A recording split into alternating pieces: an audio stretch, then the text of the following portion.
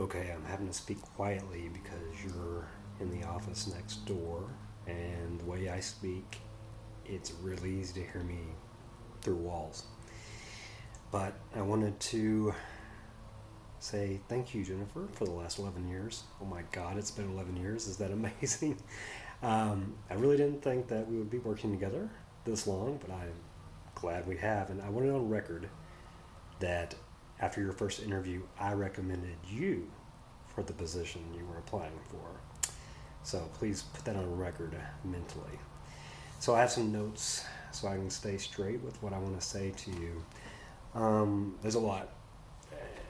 Number one, you have been a huge supporter of me, and I really appreciate that. Especially as I begin the process of applying for and obtaining this position of president and CEO.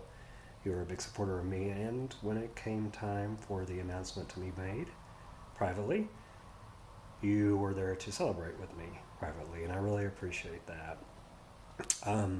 But most importantly, or more importantly than that, is your support of those that we work with, the communities we work with, the agencies we work with, and ultimately the people that they're trying to help.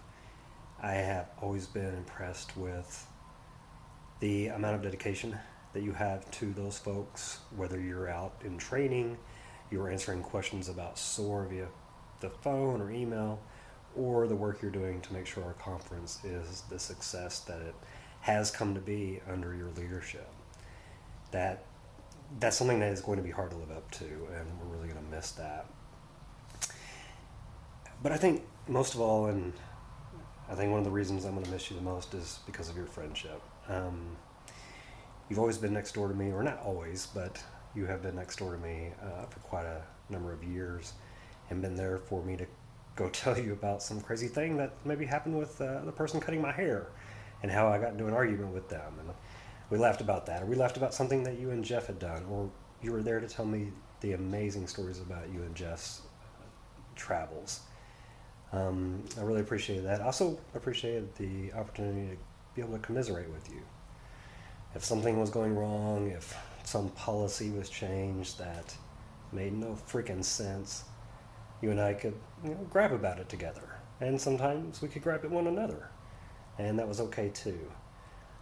We also were there for each other in times of loss. I know both of us lost parents during the time that you worked here, and I appreciate that support. I know you were writing me whenever I was in my father's hospice room the last night of his life, and I hope I was as supportive as you were to me whenever your mother was going through that. So that's very appreciated. I guess what I'm going to miss more than anything, and what I'm never going to have again, and it's something that is tough for me to take, is that I'm not going to have you next door.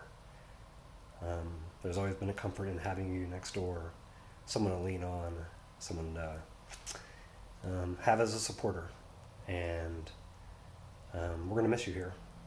But we wish you the best of luck, and you deserve the time you're getting ready to have, and I hope you have a great time, and you and Jeff don't get sick of each other in that little RV, but have a great time, and know that we are so happy that you have spent the last 11 years here at Texas Homeless Network. Thank you for everything, and always know I've got your back.